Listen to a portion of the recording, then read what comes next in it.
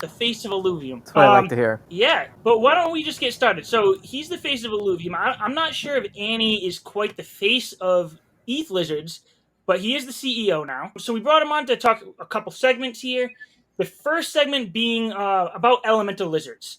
So just a quick intro on elemental lizards. It's going to be a new subsection of Ethlizards, but it's going to be focused on gaming and the gamers that we all really are. So, Annie, can you just give us a quick little rundown of what elemental lizards are and just what's coming in the next few months for this part of the project? Yeah, I'm happy to, Nick. So, for those that aren't real familiar with Ethlizards, we've got two collections: the Genesis and then the V2 collection.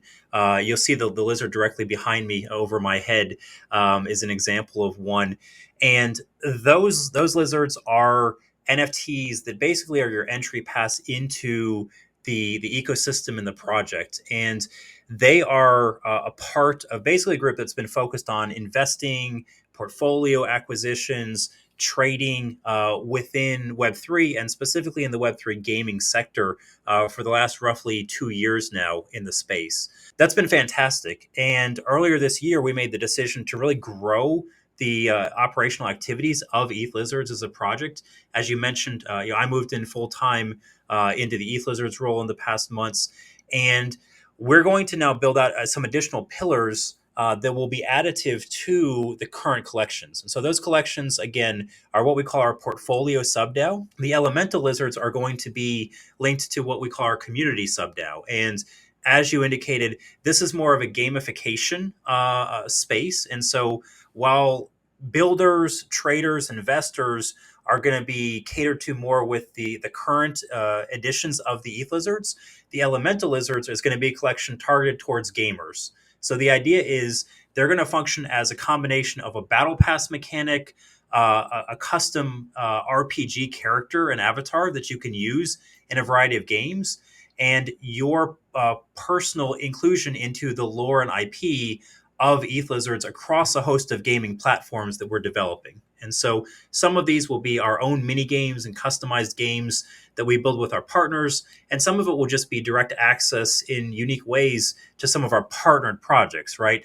Projects like Illuvium and other top tier Web3 gaming studios in the sector that are going to emerge in the coming years. I'm just trying to think. You have the Battle in the Beyond coming out, hopefully fairly soon, where you're taking the disc opening and you're battling it PvP, basically turning that into PvP. Shed some light on how the elemental lizards will work in conjunction with a new game like that.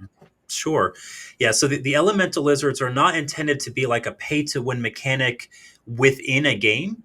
They're intended to be a part of like the meta game activities. So think of it like a battle pass. For instance, if you were to go buy a season pass for the leaderboards or some tournament structures in Battle in the Beyond, if you had an elemental lizard, you would get a discount on that. And based on potentially the type of elemental lizard, maybe one of those would be linked specifically to Illuvium as a project.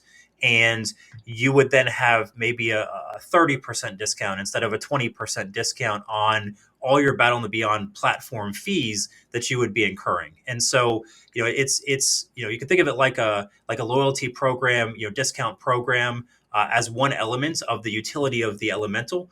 And in general, that will be replicated again with some of our other partners across the sector. And so if you're here for gaming and you're a fan of multiple genres, multiple projects, we're helping to support all of these studios that are building out high quality games. And let's say you decide you're taking a break from an auto battler in Illuvium Arena and you want to come over and play, a 4X game. Maybe Civitas, for instance, is a partner that we could set up an agreement with, and that gives you some kind of additional advantage or utility in their ecosystem. But we always want it to be based on value for you as a player in terms of like the financialization of payments or fees or costs, not to give you like an in-game advantage per se. We love cosmetics and everyone loves looking at the Ethlizards. We've got some amazing artists that we've onboarded for this next collection. And so it's certainly the case that you'll see our IP show up in interesting ways with our partners. So you may be able to use something as an avatar, but it shouldn't be like a major competitive advantage within a game that you're playing to have an elemental. That we're really kind of opposed to pay to win as a concept in terms of like infra gameplay that's going on. So just when you say like the tournament structure, were you specifically talking about Ethlizard specific tournaments? And if you had an elemental lizard, you had to have one to get into that tournament? I was a little lost on that one. Sure. So let's say in Battle in the Beyond, you've got a guild or a group of friends that wants to go and set up your own tournaments, and you're going to each open up, a handful of discs. If you want to play in that tournament mode, you can always come in and do so for free in Battle in the Beyond. Right there's a platform structure that we'll have available where you can run tournaments or you can run individual battles between two people. You can also do like a paid tournament. Everyone throws in $25, and you're going to do winner take all, or the top 5 people or whatever get some prize pools as a result.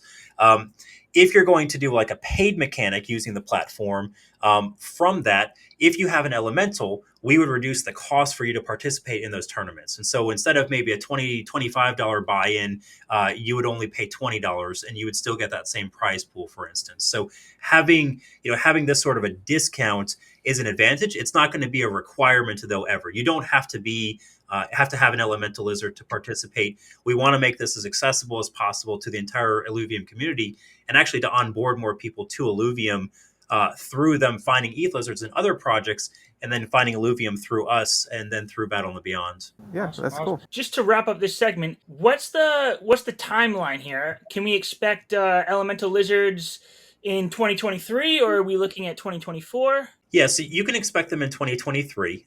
We've got, as I mentioned, some really great artists. It's a challenging collection. We recently announced there's actually 8 different elements that we are building towards, and so with that, it's pretty complex from an art standpoint. But we're I think have some very very good concepts. Nick, you may have even seen some. I think in one of the surveys that we sent out. If not, I've got to make sure we get that to you. And Jimbo, you're welcome to see it as well. But with these concepts, we're looking to have those done in the next 2.5 months. The actual launch of the collection is going to be sometime after the Battle in the Beyond Season 0 finishes, which we're looking at, let's say, probably late November. And so it should, though, dovetail pretty cleanly into the Elemental launch. That's part of our overall IP and lore rollout. So I would say you can probably expect it in December. There's a small chance that it might go to early 2024, but we're not looking at any kind of more major delays than that. Awesome. Yeah, I'll definitely be looking forward to that. And if it means anything, I know you're looking for a name change for elemental lizards. I personally like it as it is. I like elemental lizards. I'm not sure if that's still being considered to keep it that way, but I like it.